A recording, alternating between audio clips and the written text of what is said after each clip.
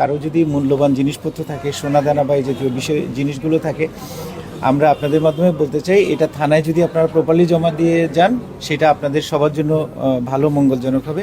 ঈদের ছুটির পরে আপনারা যারা জমা দিয়েছেন তারা যথানিয়মে সেটা ফেরত নিয়ে যেতে পারবেন।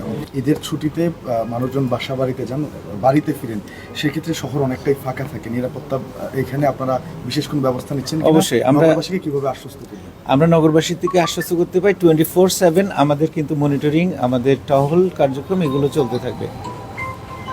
চুরি ছিনতাই তাহলে আর সেটাতে এইটা চুরি ছিনতাই প্রতিরোধের জন্য যত কিছু করার প্রয়োজন আমরা সমস্ত ব্যবস্থা নিয়েছি। আমাদের স্পেশাল ফোর্স আছে, আমাদের সিআরটি টিম আছে, ডিবি আছে, আমাদের ইউনিফর্ম পুলিশ থাকবে, আমাদের ড্রোন মনিটরিং থাকবে। মোট কথা হচ্ছে ছিনতাই এবং এটা প্রতিরোধ করার জন্য এবং জনগণের যাতায়াত চলাচল নির্বিঘ্ন রাখার জন্য এবং ঈদের ছুটিতে যারা বাড়িতে যাচ্ছেন তাদের এই বাসাবাড়িগুলো নিরাপত্তা দেওয়ার জন্য সার্বক্ষণিকভাবে আমাদের টিম থাকবে।